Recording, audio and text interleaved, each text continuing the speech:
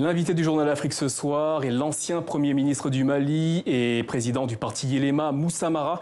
Merci et beaucoup d'être avec nous ce soir. Nous allons aborder notamment plusieurs sujets. Mais avant de débuter, vous êtes de passage à Paris. Vous étiez cet après-midi au Salon international de l'agriculture dans la capitale. Vous souteniez les exposants maliens. C'est important pour vous d'être présent? C'est très important parce que l'agriculture est la première activité économique de notre pays. C'est celle qui occupe le plus grand nombre de Maliens. Et c'est l'activité qui a le plus d'impact sur la lutte contre la pauvreté et la sortie de pauvreté de nos compatriotes. Donc le salon de l'agriculture ici en France est un événement parmi les plus importants au monde dans ce domaine. Et le Mali a la chance depuis quelques années d'exposer dans ce salon à travers un certain nombre d'agro-industriels, d'agriculteurs, d'innovateurs et souvent de jeunes de la diaspora. Il était quand même tout à fait normal que j'aille au stand du Mali les soutenir et que je participe en même temps à la journée du Mali en présence de 2 ministres du gouvernement de notre pays. Toumani Djimé Diallo, l'ambassadeur du Mali en France, était aujourd'hui devant la commission défense du Sénat français qui recevait les ambassadeurs du G5 Sahel. Il est revenu sur la présence des troupes françaises au Mali. On l'écoute. Avec tant d'hommes, on s'attendait à une lutte et à plus de résultats et moins coûteuse en vie humaine. Il est clair, le président Ibrahim Boubacar Keïta l'a dit, tous ceux qui aujourd'hui au Mali appellent au départ des forces étrangères et notamment françaises sont des ennemis du Mali, sont des complices des djihadistes. Moussa Mara, vous partagez les propos de Toumani Djimé Diallo? Moi, je ne serais pas aussi radical. Il y a beaucoup de nos compatriotes qui, pour des raisons plus ou moins avisées, font des reproches à la présence de l'armée française sur notre territoire. Moi, je suis un soutien de la présence de l'armée française sur notre territoire parce que nous en avons besoin. Nous l'avons demandé, nous en avons besoin. Mais il y a des situations qui expliquent aussi les frustrations des Maliens. Et je crois qu'ensemble, avec la France, nous devrons travailler à ce que ces frustrations ne puissent pas s'exprimer.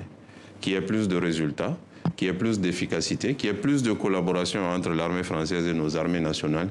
Et là, je crois que nous arriverons à faire taire les reproches et à continuer de plus belle ensemble. Le 10 février, le président malien Ibrahim Boubacar Keïta confirmait le fait que les autorités tentaient d'instaurer un dialogue avec 2 groupes et 2 leaders djihadistes, Iyag Agrali et Amadou Koufa. Vous avez été surpris par cette annonce? Cette annonce répond en quelque sorte à une décision du dialogue national inclusif qui a réuni une bonne partie des composantes de notre pays et qui, dans une recommandation très claire, a demandé à ce que le gouvernement malien engage des négociations avec Amadou Koufa et Iyad Agrali. Il faut savoir aussi que la conférence d'entente nationale d'il y a 2 ans a été allée dans ce sens. Donc il y a un sentiment majoritaire très fort vers ces discussions. Moi, je fais partie de ceux qui émettent des réserves importantes. J'ai eu à rédiger une tribune récemment pour dire que ces discussions, c'est le principe même de la fausse bonne idée. Pour la bonne et simple raison d'abord que ces djihadistes n'ont jamais été demandeurs eux-mêmes de discussion. Aujourd'hui, ils continuent à harceler, à tuer et à détruire. De 2, ces djihadistes ne sont pas vraiment autonomes puisqu'ils font partie d'une nébuleuse internationale et je ne suis pas sûr qu'ils aient l'autonomie et le pouvoir, eux, d'engager des discussions sans s'en référer à leurs mandataires qui sont en Afghanistan et dans le Moyen-Orient. Troisièmement, même si on voudrait discuter avec eux, de quoi on va discuter? Puisqu'on sait que les prétentions des djihadistes sont souvent contradictoires avec le principe d'un État laïque, avec le principe d'une société tolérante, d'une société ouverte, d'une société multiconfessionnelle, multiethnique et d'une société moderne. Et notre société l'est, et bien avant l'arrivée d'ailleurs de la religion musulmane. Pour vous, cette tentative de dialogue est vouée à l'échec? Pour moi, c'est le principe même de la fausse bonne idée. Maintenant, le gouvernement a décidé de l'ouvrir. J'ai dit, chiche, attendons de voir les premiers contacts s'il y en a, parce que le gouvernement dit que et ils ont lancé des ballons d'essai, mais il n'y a pas eu de retour. Et s'il y a des premiers contacts, attendons aussi de voir quelles sont les prétentions des uns et des autres pour voir s'il y a de la conciliation entre les prétentions des uns et des autres. Un terroriste est un terroriste, c'est ce que vous écriviez dans cette tribune de Monde Afrique.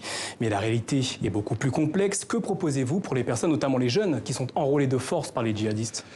Là, vous avez mis le doigt sur la réalité. Je dis dans la même tribune que plutôt que de se focaliser sur Amadou Koufa et Iyad, qui sont les têtes de gondole, les figures emblématiques, ce que nous devrons faire, c'est d'agir avec intelligence sur d'abord leur entourage. Ces personnes ne sont rien sans leurs lieutenants, sans leurs sous-lieutenants, sans leurs hommes de main. C'est eux qui font la force de ces leaders. Et ceux-ci, beaucoup d'entre eux, nous les connaissons.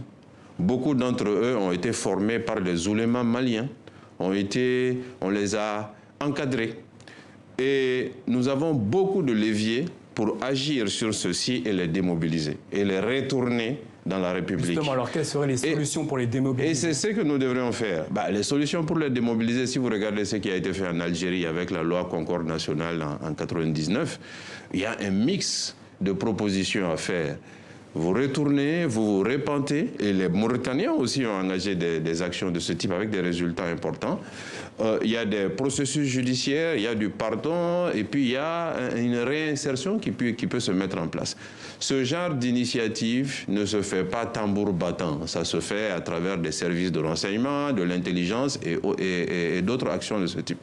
Ensuite, vous avez des centaines de jeunes qui les rejoignent tous les jours.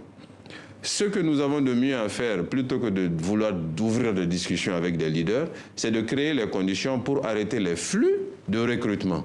Les jeunes les rejoignent parce qu'ils sont frustrés, parce qu'ils subissent des exactions, souvent des exactions de nos propres forces, parce qu'ils subissent l'injustice, parce que des raisons économiques. Toutes ces raisons font que nous devrons savoir agir avec doigté, intelligence, de manière locale, précise et fine, plutôt que d'annoncer de manière grandiloquente des négociations et des discussions, à mon avis, qui sont vouées à l'échec. Après 8 ans d'absence, l'armée malienne reconstituée est de retour à Kidal. Considérez-vous qu'il s'agit d'une étape importante, majeure pour les autorités maliennes? C'est un pas symbolique, certes, c'est un pas. Mais ce pas doit être suivi par d'autres pas. Lesquels? Aujourd'hui, nous avons un bataillon. Un bataillon ne suffit pas pour sécuriser la ville de Kidal. Il faut qu'il y ait d'autres bataillons qui arrivent déjà, qu'il y ait un flux de présence progressive de l'armée et que, dans la suite de ce flux, les administrateurs territoriaux, la justice, les autres services qui assureront le contrôle et la présence de l'État sur l'espace de Kidal soient effectivement là. Je crois qu'il y a une porte qui a été ouverte, mais il ne faut pas que ça reste de l'ordre du symbole, comme c'est le cas actuellement. Maintes fois repoussées, les élections législatives auront lieu le 29 mars au Mali. Vous serez candidat en commune 4 du district de Bamako. Absolument. Qu'est-ce qui motive votre candidature? Moi, j'ai servi cette commune en tant que maire et je continue à la servir en tant que citoyen. J'estime que la commune mérite d'être mieux représentée à l'Assemblée nationale par une voix forte et par une voix qui peut l'aider à poursuivre sa marche vers le développement. Mais j'estime aussi que notre Parlement mérite d'être renforcé par des capacités, des compétences, des profils comme le mien, qui pourront permettre au Parlement de mieux jouer son rôle en termes de contrôle de l'action gouvernementale, mais aussi d'initiatives législatives dans le cadre de la lutte contre la corruption, dans le cadre de renforcement de la démocratie, autant de domaines dans lesquels nous avons des aptitudes, nous avons des idées et que nous allons essayer de faire valoir au sein du Parlement. Moussa Mara, vous étiez candidat à la présidentielle lors du dernier scrutin. Le prochain scrutin aura lieu en 2023. Vous y pensez? Tout homme politique pense aux différents scrutins, et notamment aux plus importants d'entre eux. Je pense que quand on est en homme politique, on a de l'ambition pour sa localité. C'est le cas de la commune 4 de Bamako en l'occurrence. Pour Bamako, la ville de Bamako, mais aussi évidemment pour le pays. Et donc dire que je pense à l'élection de 2023, je pense que cela va absolument de soi. Merci Moussa Mara. Je rappelle que vous êtes ancien Premier ministre du Mali, président du parti Ilema et candidat à la prochaine élection législative en commune 4 du district de Bamako. Merci d'avoir été avec nous. Merci. Ainsi va l'actualité sur le continent. Belle soirée à tous sur TV5 Monde. À demain.